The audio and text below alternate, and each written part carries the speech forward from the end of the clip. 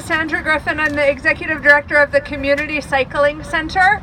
We are a 25-year-old nonprofit organization working to broaden access to bicycling because we believe that bicycles make the world a better place.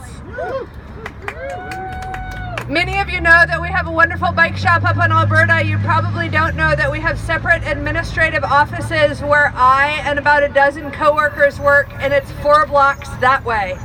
So when we heard that there was a death at this intersection on Friday, my first reaction was to do a roll call and see if it was one of my team members. And my second reaction was to wonder what other vulnerable road user it was, just trying to get where they're trying to go, walking or riding in the neighborhood. It doesn't really matter. They should get to be safe no matter what their mode of transportation is. I have been going through this intersection myself on foot, on bicycle, on transit, and in cars for the past 7 years, and I know from personal experience that it's pretty scary no matter how you're traveling. So I'm here with all of you to call on the city to make it better.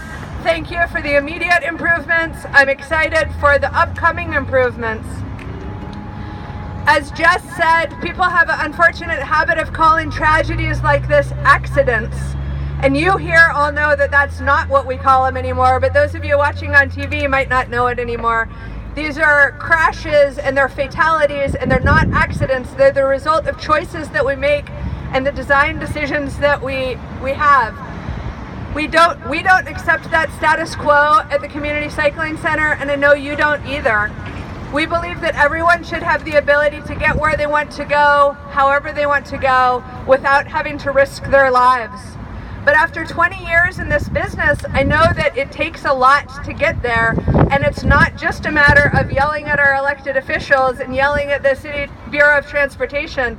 It's on all of us to talk to each other, talk to our families, talk to our friends, talk to our peers, talk to the local business association, and tell them all that we demand change, because things have to be different than they have been.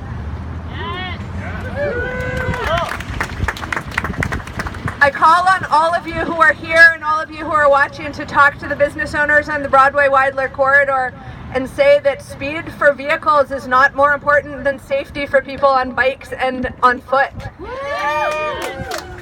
Many of the businesses here and across the city mistakenly believe that supporting bicyclists and supporting pedestrians gets in the way of their business, and that's not true, and they need to hear it from all of you, and they need to hear it regularly, and they need to get behind making change for our communities so everyone can be safer. So I call on each one of you to talk to your neighbors, talk to your friends, talk to your coworkers, talk to your crazy uncle, talk to everyone about how we need a change in our transportation system. Our priorities have to be equity and safety and carbon reduction. And our priorities cannot continue to be maintaining the status quo of shaving a few minutes off your commute. I also want to let everyone know that there's not only the little projects going on around town right now, but there's also discussion about the next big investment in regional transportation funding at the Metro regional government. Those conversations are going on right now about a bond measure that they will be putting in front of the voters in 2020. And the Metro staff and the Metro councilors keep looking at polls and coming back at us and saying, we want to invest in alternative transportation, we want to invest in safety. And the road users, the voters, keep telling us that they just want to widen freeways. So we all need to talk to those voters, and we need to change public opinion. We need to make more people understand that safety is the highest priority. Thank you all for being here. I have handouts in my pocket about the Getting There Together Coalition. That is a number of the organizations here today working on trying to influence that Metro 2020 bond, and I would love to have more of you get involved. Thank you. Thank you. Thank you, Cassandra. Families for Safer Streets in Oregon, the Street Trust.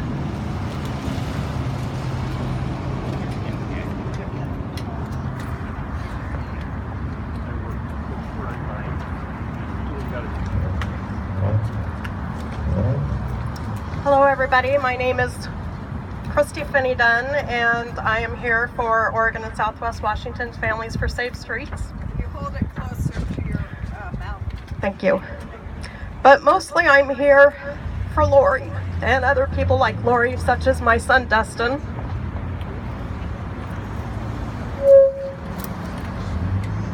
I don't want to take away from this tragedy for Lori by holding up this picture of my son. I just want to show that this continues to happen to people that it shouldn't be happening to. When I heard about this crash on Friday, I had to leave work in tears because my youngest son lives on 8th and Weidler with his girlfriend, and they both bike, they walk, and they take transit from that location. And they didn't get back to me immediately, so I was worried that it was one of them. Because what I've learned is that it can happen, it does happen, and apparently it's continuing to happen. I used to be very vocal, and I was a member of the Vision Zero Task Force, and I used to be out here talking to the media and to other groups and to the legislators all the time. But recently, I've got this little one, my reason for living. And frankly, I've lost hope. And it's very difficult for me to be out here now because it just keeps happening. Right now, there is a bill before the legislators for education for drivers, that it shouldn't be okay just to get your take your test, get your driver's license, and that's it. Food handlers have to take a test. Teachers have to take a test. Plumbers have to take a test. But we can get our driver's license and then go for 30, 40, 50, 60 years and not have to relearn the laws or learn what's new. I hope that you'll find out about this bill and let your legislators know that we need more testing, further testing. I have a whole lot more I could say. I just want to say that a loss like this is something that you never get over, that you can't understand until it happens to you. And I hope that you all will, as everyone else before me has said, talk. You need to talk to your neighbors, talk to your loved ones, talk to everybody, and first and foremost, if you're out there driving or walking or riding, make sure that you're obeying the laws yourself. Make sure that you're doing what you need to do.